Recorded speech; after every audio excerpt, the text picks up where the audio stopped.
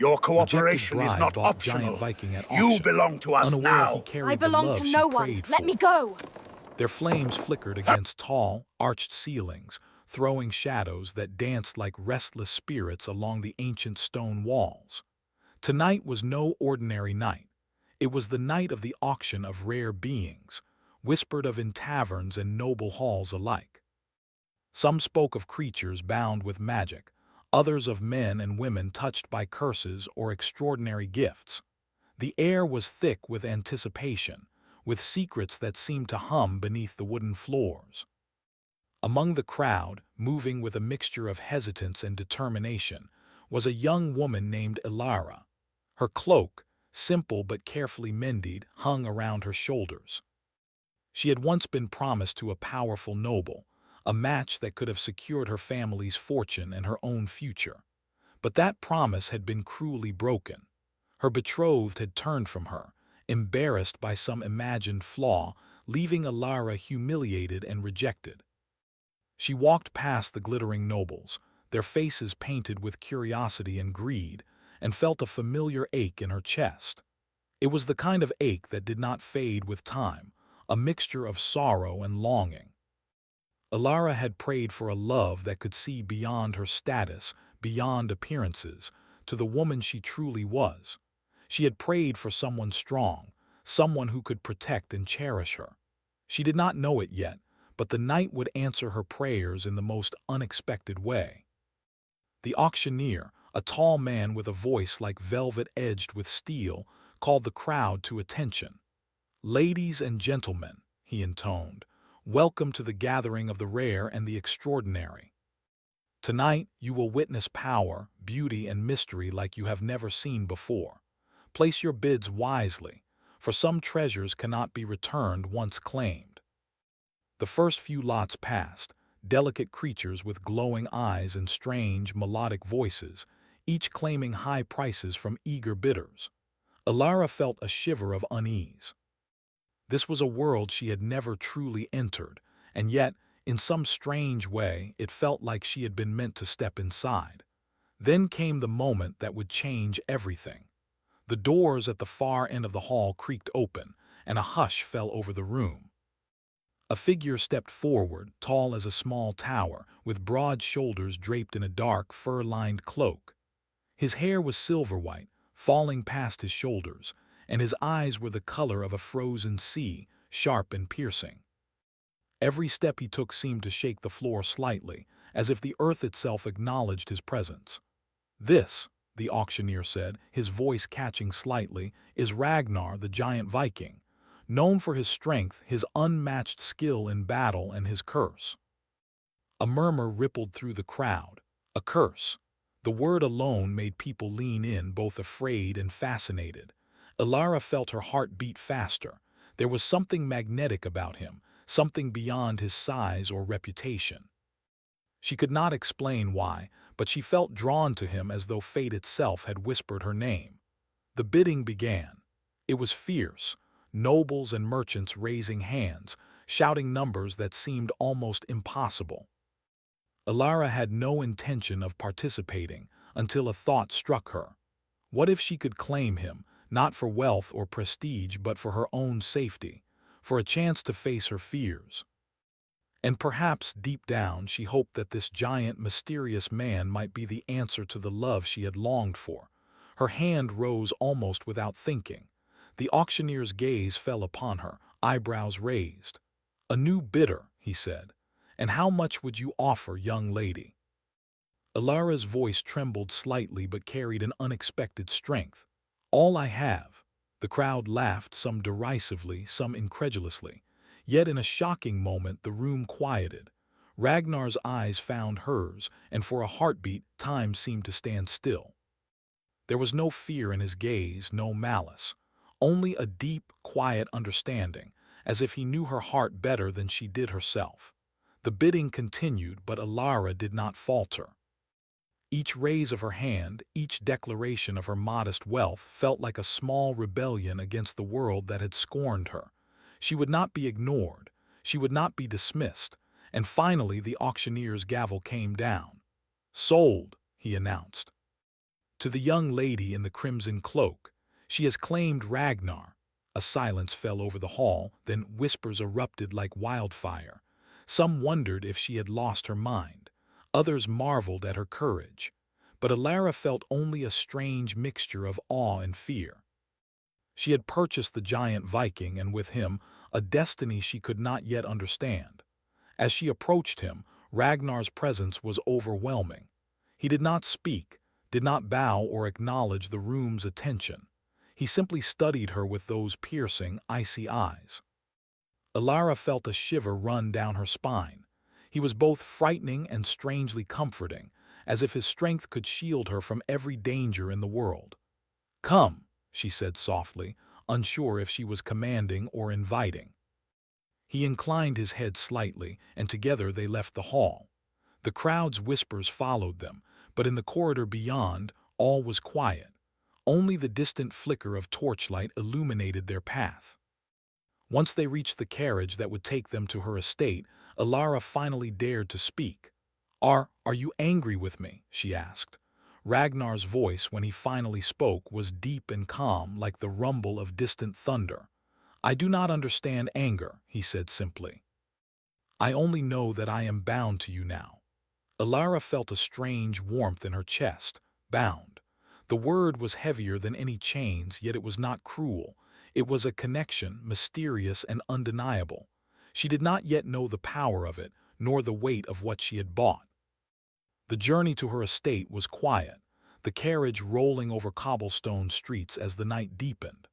Outside, the wind whispered through the trees, carrying faint echoes of magic that made the hair on the back of her neck rise. Every shadow seemed alive, every sound tinged with the possibility of danger or wonder. When they arrived, Alara's estate stood silent and expectant. She had inherited it from her family, a modest manor surrounded by rolling hills and dark forests. Yet tonight, it felt transformed, as if Ragnar's presence had shifted the very air around it. She led him inside, unsure how to act, unsure how to treat a man who was more than any man she had ever known. Ragnar followed silently, his eyes taking in every detail, yet never seeming to judge. There was a patience about him, a quiet power that made her heart beat faster even as it calmed her fear. That night, after the servants had gone and the candles burned low, Alara sat alone in her study, pondering the strange twist of fate that had brought this towering, silent man into her life. She did not know the nature of his curse, nor the depth of the bond that had already begun to form between them, but she felt it, a pull, a tether that wound around her heart in ways she could not yet name. Suddenly, the temperature dropped. Frost began to creep along the window panes, delicate and intricate like lace spun from moonlight. Alara shivered and looked toward the doorway. Ragnar was gone. Panic rose in her chest, but before she could move, a soft glow appeared on her desk. A small carved rune, faintly illuminated, pulsed with a steady light.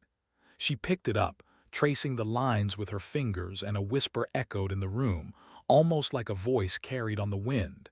"She has bought me, but can she survive what she has awakened?" Alara felt both fear and fascination.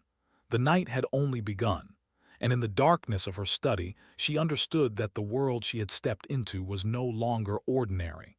She had purchased a Viking, yes, but he carried far more than strength. He carried destiny, mystery, and perhaps the very love she had prayed for all her life. Outside, the wind howled through the trees, as if heralding the beginning of a story far greater than any she had imagined. A story of power, courage, and the fragile, dangerous bloom of the heart.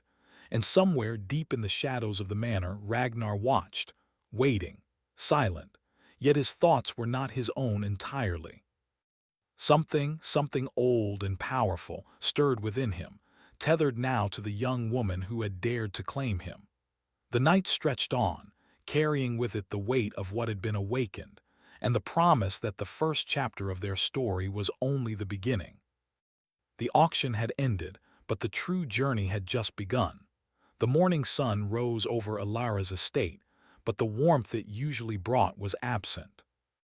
The frost that clung to the window panes the night before had not melted, and delicate white patterns spread across the walls as if the very air had turned to ice. Alara shivered, pulling her shawl tighter around her shoulders. Something about Ragnar's presence had changed the house. It was no longer her familiar home. It had become a place where magic whispered in the corners, and shadows moved with a life of their own. She walked down the main hall, her boots clicking against the stone floors. The servants had returned to their duties, but they avoided looking directly at Ragnar, who now stood silently in the great hall.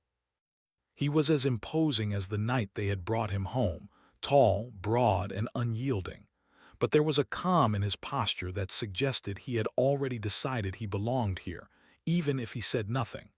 Alara took a deep breath. She knew that owning Ragnar was far more than possessing a warrior.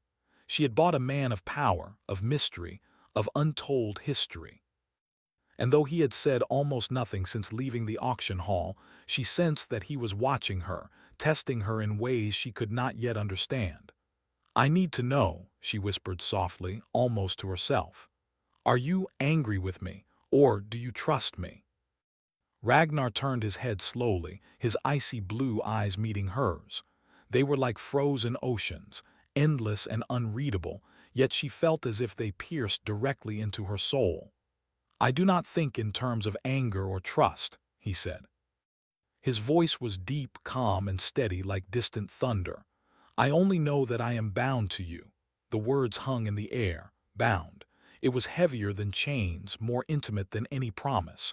Alara felt her heart quicken. There was something in him, something unspoken, that both frightened and fascinated her. Their first days together were quiet and tense. Alara tried to learn the rhythm of Ragnar's movements, the way he observed the world around him, and the moments when his guard seemed to soften. He did not speak much, but when he did, his words carried weight. Even his silence felt deliberate, a test of patience and courage. Alara's life, once ordinary and predictable, now felt like a stage set for magic and danger. Frost lingered in places that should have been warm. Strange whispers drifted through empty corridors.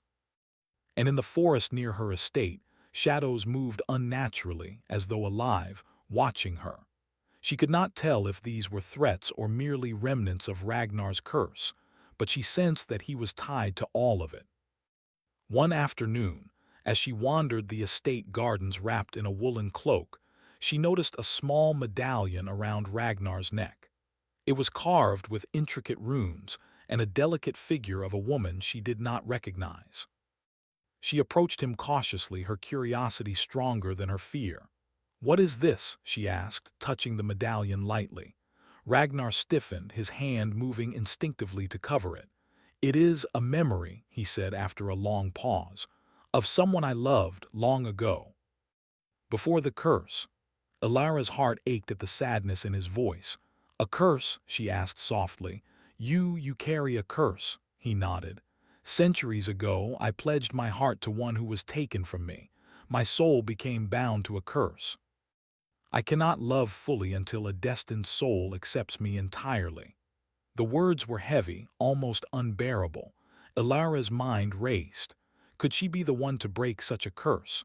Could she offer the trust, the courage, and the love that had been denied for centuries? Days passed, and the strange magic of Ragnar's presence became more pronounced. He saved her from dangers she had not even realized existed. When a group of masked men attempted to break into her estate, Ragnar appeared as if from the shadows, strong and unyielding. His hands moved like lightning and his strength was terrifying. The intruders fled, but not before leaving a mark of warning. "The curse is not yours to claim." Alara stared at Ragnar as he stood in the doorway, tall and silent. "You protected me," she whispered. "Even though you say you cannot love." Ragnar's eyes softened, if only slightly. "I protect because it is bound to me to protect what is mine."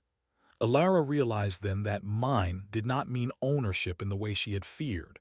It meant destiny. He was tethered to her as surely as she was drawn to him, and that tether pulsed with something neither of them fully understood yet. That night, she could not sleep. The house seemed alive with whispers and frost. She wandered through the halls and found Ragnar standing by the window, staring into the darkness beyond. "Do you ever remember her?" Alara asked softly, stepping closer. "The woman from your medallion." Ragnar's eyes lingered on the moonlit forest. "I remember everything. Her laughter, her voice, the way she trusted me. And I remember my failure. That failure became the curse that binds me now." Alara felt a pang of sympathy so sharp it took her breath away. She wanted to reach out to touch him, but something held her back, a sense of respect for the walls he had built around himself. "I cannot fix the past," she said quietly, "but perhaps we can face what comes next together." For the first time, Ragnar tilted his head, his expression unreadable yet not cold. "Perhaps," he said, a single word that carried centuries of longing and restraint. Over the following days, Alara and Ragnar began an uneasy routine. She taught him small tasks around the estate, and he moved with silent precision, completing each task with ease but never allowing her to feel control over him. He protected her, guided her, and yet he remained distant. And yet, she noticed the small moments. The way his eyes softened when he watched her laugh at the morning sun. The way he lingered when she spoke, even if he said nothing. The subtle shift in his presence when danger approached. These moments made her heart ache with longing and hope, and she began to understand that power and love were often intertwined in strange, beautiful ways. One afternoon, she decided to explore the forest beyond the estate. The trees loomed tall, their branches tangled like dark fingers against the gray sky. She felt the pull of the magic here, stronger than in the house.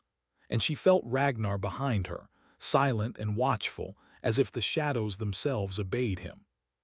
Suddenly the wind shifted and a figure emerged from the mist. A cloaked stranger, their face hidden, raised a hand in warning. "You do not understand what you hold," the figure said. "He is yours by purchase but not by heart. The curse will claim him if the bond is not sealed by the full moon." Alara's heart skipped a beat. The full moon was only days away. She turned to Ragnar, who now stood beside her, taller than the tallest tree, his eyes reflecting the silvery light. "What does this mean?" she asked, fear and determination battling inside her.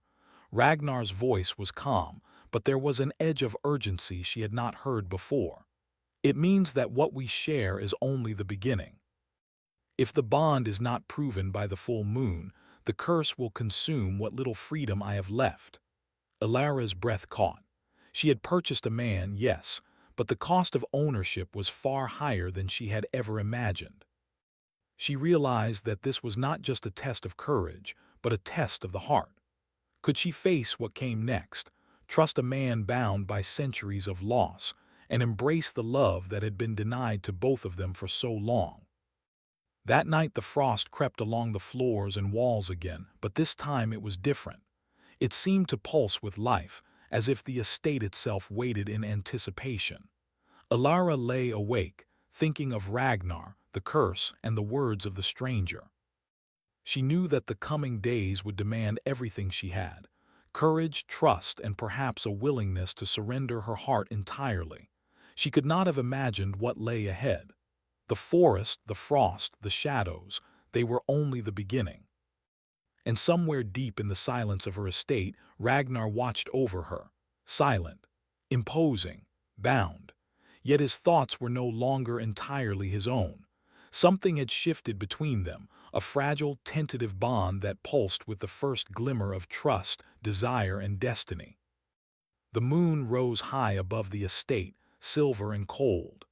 And in its light, the first threads of a connection began to weave between them.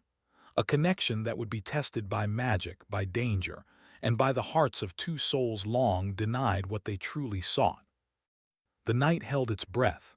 The frost shimmered, and Alara understood that the story of the giant Viking she had bought was only just beginning. The bond had begun, but whether it would save them or destroy them remained to be seen. The full moon hung low over Alara's estate, silver and luminous, casting long shadows that twisted among the frost-covered trees. The air was thick with magic, almost tangible, as if the very night had turned alive with whispers. Alara could feel her pulse quicken with every rustle of the wind. The forest near the estate seemed to stretch unnaturally, the path winding like a living thing, guiding her toward something she could neither name nor predict. Ragnar moved beside her, silent and steadfast, a shadow of power and patience. He had warned her that the full moon would reveal more than the light ever could. Tonight, the curse that bound him, the magic that had haunted centuries of his life, would stir with new intensity. And she, Alara, had no choice but to face it. "This is where it begins," he said quietly, his voice steady but edged with a warning she could not ignore. "Once the curse awakens, it will test everything. Not only my strength, but your courage, your heart." Alara nodded, though fear fluttered in her chest. She had never been this close to magic of such magnitude. The frost along the forest floor sparkled unnaturally, tracing intricate patterns that seemed almost like words she could not read. Shadows moved among the trees as though they were alive, observing her, judging her, waiting. "What will happen?" she asked, gripping the edge of her cloak. Ragnar's eyes, icy and deep, met hers. "You will see the truth of the curse, and if you falter, I may not survive it." The words struck her harder than any cold wind. She had bought him, yes, but she had no idea of the weight he carried, the centuries of loss, betrayal, and sorrow that had shaped the man she barely knew. For the first time, she realized that the love she had prayed for was more than warmth or comfort. It was courage, endurance, and the willingness to face the unimaginable. They reached the heart of the forest, a clearing illuminated by the moonlight. The frost on the ground shimmered like crystal, reflecting the silver glow, and the trees around them seemed taller, older, as if they had been waiting for centuries for this moment. Ragnar stopped, and a deep hush fell over the clearing. The air felt thick, heavy, as if the night itself was holding its breath. He removed the medallion from around his neck, holding it in his massive hands. The runes carved into it glowed faintly, pulsing with a rhythm that matched his heartbeat. "This was her," he said, his voice low, almost a whisper. "The woman I loved before the curse. My heart was bound to hers until she was taken, and with her loss this curse was born. I cannot love again, cannot be free, until a soul brave enough accepts me fully." Alara stepped closer, her hand trembling as she reached toward the medallion. I want to try. I want to help. I don't know how, but I want to be that soul for you." Ragnar's eyes softened, a rare vulnerability showing in the man who had always seemed untouchable. "To attempt this is dangerous. Many have tried and failed. The curse is not only mine to bear, it reaches into your heart as well. It will show you your deepest fears, your greatest regrets." Alara swallowed her fear. "I will not turn away, not now." A sudden gust of wind swept through the clearing, carrying with it a low, echoing chant that seemed to rise from the frost itself. Shadows began to stir, forming shapes that twisted and writhed like living smoke. Spectral figures emerged, their faces pale and hollow, echoing the centuries of sorrow that bound Ragnar. They circled him and her, whispering in voices that seemed both distant and intimate. Alara's heart pounded, but she did not step back. Instead, she held her hand toward Ragnar. "I am here," she said firmly. "I will not leave you." The shadows surged forward, and Ragnar moved instinctively to protect her. His hands glowed faintly with a cold, silver light, the power of his curse manifesting in bursts of energy that repelled the phantoms. Yet even as he fought, his strength seemed tethered to hers, the bond between them pulsing like a living thread. "You feel it, don't you?" he said, his voice rough with effort. "The curse feeds on fear and doubt. If you falter, it will consume me." Alara closed her eyes and breathed deeply. She focused on the moment she had seen, the kindness in his eyes, the strength in his hands, the quiet patience he had shown her. "I do not falter," she whispered. "I trust you." For a heartbeat, the forest stilled. The shadows wavered, their forms flickering like dying flames. And then slowly they dissipated into the cold night air, leaving only the frost and the moonlight. Ragnar lowered his hands, his chest heaving. He looked at her, a mixture of awe and disbelief in his eyes. You endured it. Few can do that. Elara smiled, though exhaustion weighed on her. I am not afraid, she said softly. Not of you, not of the curse. I want to face it with you. Ragnar took a step closer, the frost crunching under his boots. For the first time he allowed himself a small, almost imperceptible smile. You are different, he said. Not just brave, but unwavering. That is rare in any age. The medallion pulsed once more, and a wave of warmth washed over them both, contrasting sharply with the icy air. Ragnar's curse, centuries in the making, had felt like an unbreakable wall, but for the first time that wall wavered. You are beginning to see why I could not love, Ragnar continued, his voice quieter now. It is not because I do not wish to, it is because I have lost too much. The curse is tied to every failure, every heartbreak, every betrayal. To love is to risk being shattered once more. Elara reached out and touched his hand, rough and powerful, yet careful as if he might break under her touch. And yet, she said, you are not alone now. You do not have to face it alone. He studied her, and for the first time she saw the depth of centuries reflected in his eyes, grief, regret, longing, and a faint glimmer of hope. Perhaps, he said slowly, perhaps there is a way forward, but it will not be easy. The curse tests not only me but you as well. It will reveal the truths you fear most about yourself. Elara nodded. Then I will face them. Whatever comes, I will not turn away. The forest grew still once more, and for a moment the moonlight seemed to shine brighter, bathing them in silver glow. The bond between them pulsed visibly now, a fragile thread of trust, courage, and growing affection. They had survived the first trial, yet both knew it was only the beginning. Suddenly, a chilling laugh echoed through the trees, soft but filled with malice. Shadows gathered once more, denser than before, and a figure emerged from the mist. The cloaked stranger from the previous night had returned, their face still hidden. You have survived the first test, the figure said, voice like ice on glass. But the curse is far from broken.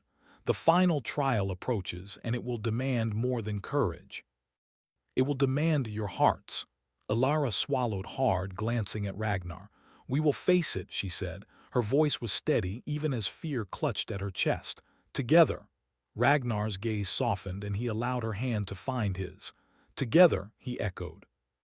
The word carried centuries of longing, a promise that the bond between them was no longer one-sided. The threads of fate were tightening, binding them in ways neither fully understood. The shadows receded once more, leaving only the cold, silver forest and the whispering wind. The curse had tested them, revealed truths, and yet in surviving it something remarkable had begun to take root.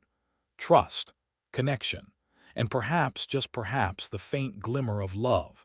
But even as they turned back toward the estate, the chill of the night lingered.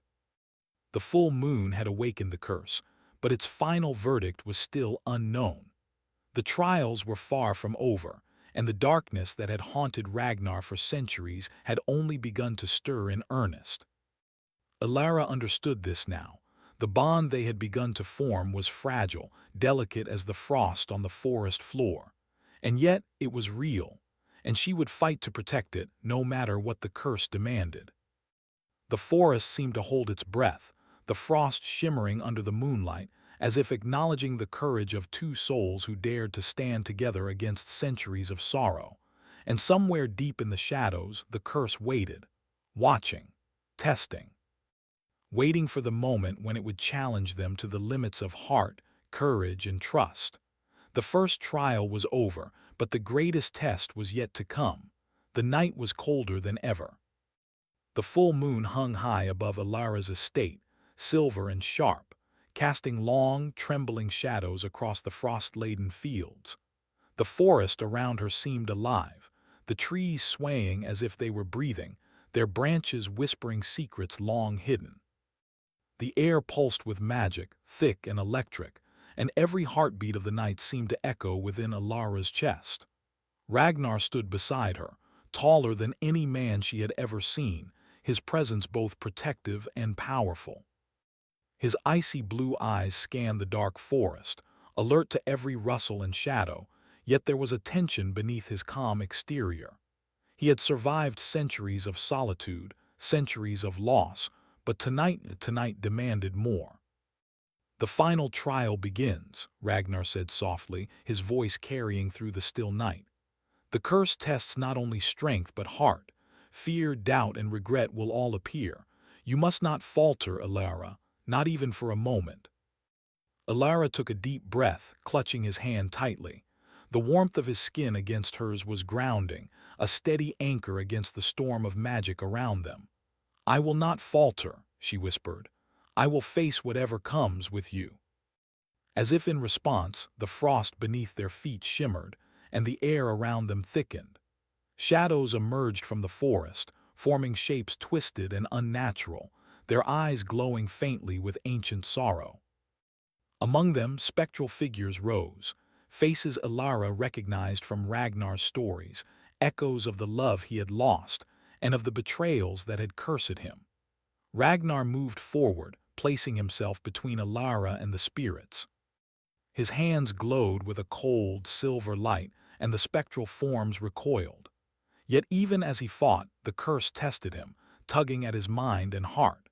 Each shadow seemed to whisper truths he had long buried, failures, regrets, fears. "You must trust me," he said, his voice strained though steady. "You must believe that I will not let them harm you." Alara met his gaze, unwavering. "I trust you," she said, and in that moment something shifted. Her words, her courage, formed a bond stronger than the curse itself. The threads of magic that had bound Ragnar's sorrow now began to intertwine with her bravery, weaving a new tapestry of hope and connection. The spirits surged forward, their forms flickering like dying fire. Alara could feel the chill of centuries pressing down on her chest, each one a silent accusation, a test of her resolve.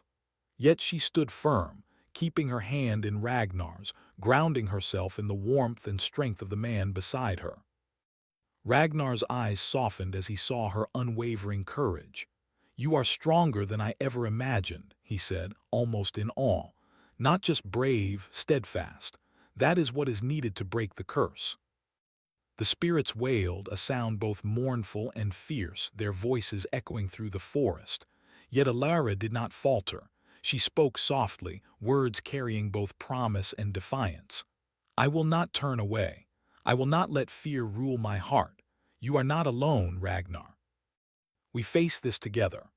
A sudden surge of magic erupted from the medallion around Ragnar's neck.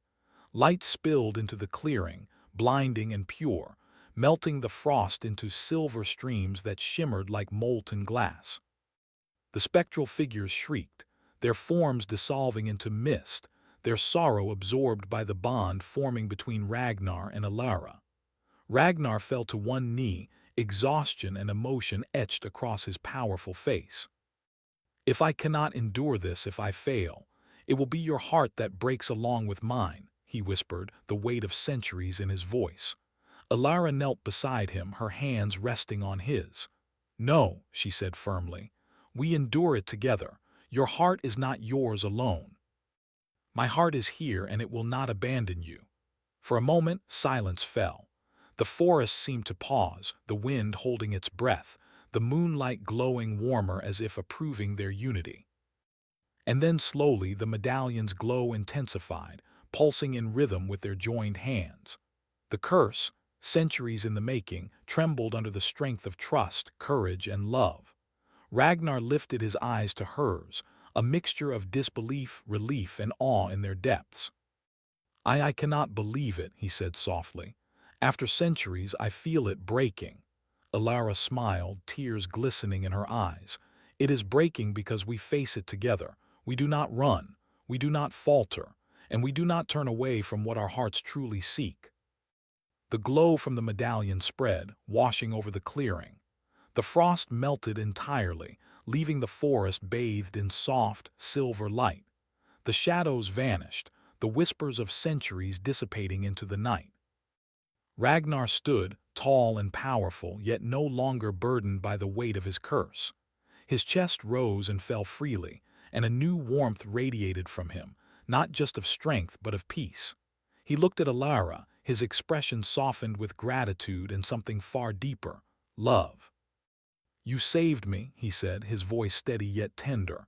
"Not with strength but with your heart. You have given me freedom I thought I would never know." Alara stepped closer, placing her hand on his chest. "No," she said softly, "we saved each other. That is what it means to face the impossible together." For the first time, Ragnar allowed himself to embrace her fully. His arms, strong and steady, surrounded her, and she felt the centuries of sorrow, fear, and loneliness melt away in that embrace. It was not a moment of ownership or power. It was a moment of trust, surrender, and mutual recognition. The wind through the trees carried a gentle melody, almost as if the forest itself was celebrating. Snowflakes, delicate and soft, began to fall, not harsh frost but gentle flakes that sparkled in the moonlight. It was as if nature itself acknowledged the redemption of two hearts, once lost and now found. Alara rested her head against Ragnar's chest, listening to the steady beat of his heart. "You are free," she whispered, "truly free." He kissed her forehead gently, a gesture of reverence and gratitude. "And so are you," he replied. "For centuries I thought freedom meant solitude. Now I know freedom means choosing who walks beside you, who holds your heart." The night stretched on, silver and serene. The forest that had been a place of trial now felt alive with possibility, alive with hope. Alara and Ragnar stood together in the clearing, the bond between them unbreakable, forged in courage, trust, and love. Days later, life at the estate returned to a quiet rhythm, though it was forever changed. The frost no longer clung unnaturally to the walls, and the whispers of shadows were gone. Ragnar moved among the servants with ease, his presence strong yet gentle. And Alara, once lonely and rejected, now walked with a confidence that came not from status or wealth, but from the knowledge that she had faced the impossible and survived with her heart intact. The medallion remained around Ragnar's neck, but its glow was soft now, a gentle reminder of the curse that had once bound him and the love that had freed him. It was no longer a symbol of sorrow, but of triumph, of the bond between two souls brave enough to face darkness and emerge together. One evening, as the sun set in a blaze of gold and crimson, Ragnar and Alara stood on the balcony of the estate, gazing at the horizon. The forest below shimmered in the fading light, and the air carried the scent of new beginnings. "You saved more than a Viking," Alara said softly. "You saved yourself too." "And you," Ragnar replied, his voice tender, "saved more than me. You saved both of us and something greater still, the courage to love despite fear, despite loss." They stood together, hand in hand, feeling the warmth of their shared heart, knowing that whatever challenges the world might send next, they would face them together. The curse had been broken, the trials survived, and the bond between them was stronger than any magic, stronger than any fear.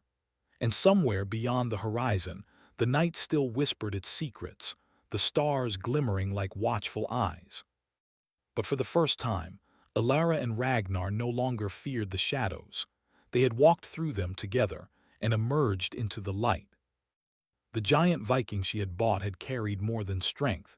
He had carried the love she had prayed for, and together they had found a freedom worth more than any treasure in the world. The forest sighed in silence. The frost was gone, the shadows scattered. The story of curse, courage, and love had reached its conclusion, and the hearts of two souls long denied the warmth of companionship now beat in harmony beneath the silver moon.